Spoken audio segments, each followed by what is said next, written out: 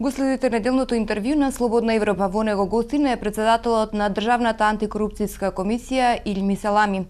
Господине Салами, во последно време често критикувате за монополизација на јавните пари, прекршување на законите, што оневозможува некои фирми да учествуваат на јавните тендери. Кому му се упатени овие забелешки? Кога критикуваме за корупцијата во јавните набавки, тоа го правиме основано, бидејќи многу укажувања од граѓаните, многу укажувања од правните лица, од фирми и така натаму, кои што стигаат секојдневно до Државната комисија за спрешување на корупцијата, поголемиот дел од нив се однесуваат на корупцијата во приватниот сектор, односно корупцијата во јавните набавки. Зашто велам корупција во приватниот сектор или корупција во јавни набавки? Токму заради тоа што односот на јавниот со приватниот сектор во поголемиот случај се појавува токму по пат на јавните набавки. Вие ако извршите една анализа, да речеме, од 90-та година па наваму, ќе видите дека како што се менуваат властите, значи се менуваат и фирмите кои што работат за интересите на јавниот сектор. Буквално ќе видите дека едни исти фирми се појавуваат, да речеме, ако тоа во градежниот сектор, едни исти фирми во другите сектори, исто така исти фирми се појавуваат, дур е една гарнитура на власт. И кога се менуваат властите, значи доаѓаат други гарнитури на фирми и така натаму. И ова само по себе говори дека навистина нешто во овој дел ние како држава, како систем треба да сториме што поитно за да го спречиме тој дел на корупција. Го споменувате градежништвото конкретно. Во повеќе наврати се слушна наводи дека се остава простор за корумптивност во тендерските постапки околу проектот 2014 година. Имате ли елементи кои укажуваат на коруптивност во однос на ова? Знаете, има еден англиски збор кој што вели се е by book, значи се е како што предвидуваат законите. Јас често велам, треба ние кога носиме закони да ги синхронизираме меѓусебно и да ги контролираме, особено да ги доставиме до Државната комисија за спрешување на корупцијата на мислење, за да она од аспект на антикорупција и антиконфликт на интереси да даде свое мислење. Ако имаме навистина политичка волја да се бориме против корупцијата, тогаш тоа треба да почне од самите закони. Дали антикорупцијската комисија ќе стои по страна по информациите пласирани во јавноста дека директорот на УБК Мијалков имал непријавен имот во Чешка, или оценувате дека треба да реагирате? Апсолутно, ние само што се појавија, значи, наводите во јавноста, јас тоа лично го проверив со работникот во нашиот секретаријат на комисијата, за да увидам дали има некој документ или ако нема да го побараме. Сакам да кажам за следното, значи согласно законската регулатива во Република Македонија, акт на купопродажба, дали ќе купите или продавате нешто, вие што го поседувате, е актот на солемнизација на договор. Не е актот ни на склучување на преддоговор, не е ни актот на склучување на договор, туку актот на солемнизација на договорот. Од тој момент, во рок од 30 дена, доколку не се тоа пријави као промена на имот и имотна состојба во Државната комисија, тогаш имаме проблем. Значи, нешто се крие.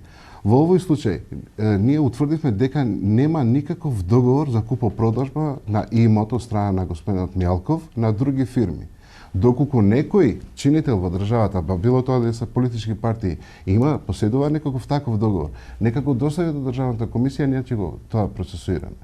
Ако излегувате вие во партиска говорница, велите дека господин Сашко Мијалков има промена на имотната состојба и тука веднаш ја заташкате целата работа.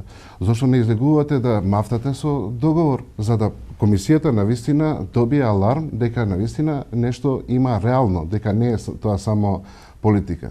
И конечно сакам да кажам, загрижувачки е во Република Македонија, па и од аспект на антикорупција, дека ни се случуваат.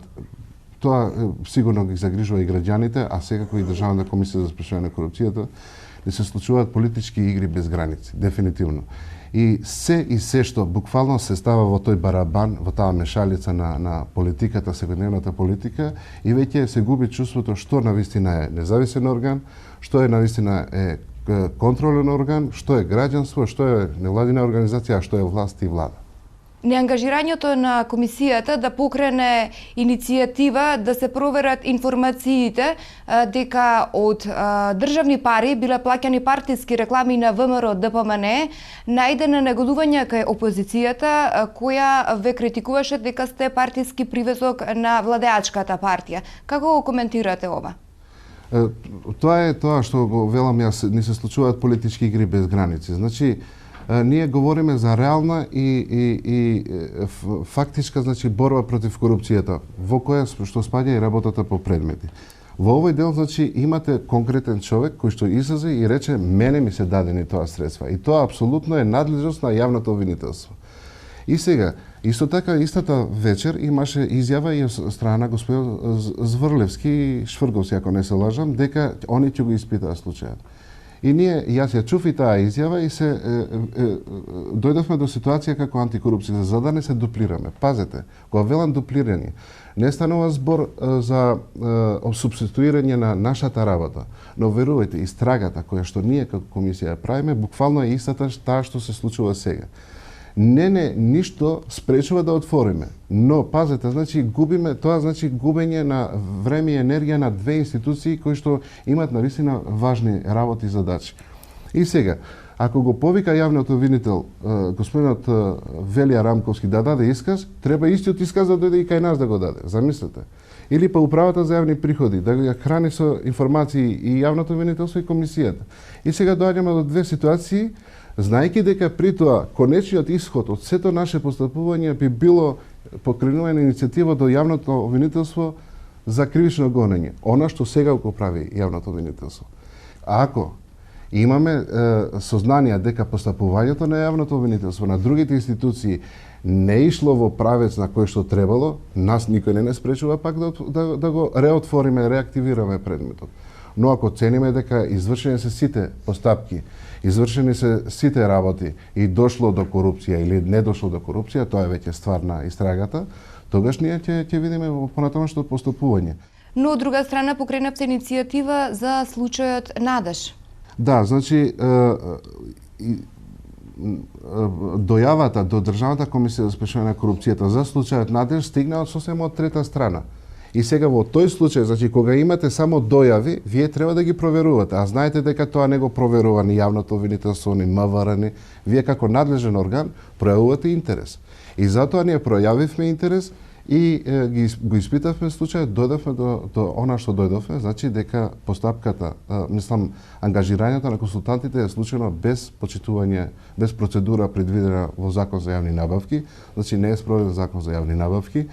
А и што тоа не е случено, значи немало ни внатрешни критериуми за обезбедување во смисла за ангажирање на консултантите или внатрешни критериуми за исплаќање за трудот на консултантите, колку, за што и за колку ќе им биде исплатено, и немало никаков, така да кажам, евалуационен документ со кој што кабинетот или председателот тогашен ќе кажал дали е задоволен од работата што ја завршиле консултантите за толку пари или не.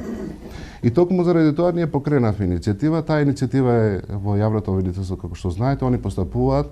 Во случај во моментов не знам до каде стигнале, би било добро нив да ги прашате. Очекувате ли јавното обвинителство нешто да провери во случајот Надеж? Апсолутно, јавното обвинителство треба коренито да ги испита случаите и во едниот и во другиот случај. Ние не велиме дека сме најпаметни и тоа што сме го утврдили во нашето постапување, односно, условно да кажам, предистражна постапка, сме го утврдили како што треба. Ако они оцена дека во случајот со Бранко Црвенковски реално нема корупција, како што тоа сме ние го утврдиле, тогаш ние ќе се почитуваме едни кон други. Но исто така велам и за случајот со владата и со Велија Рамковски.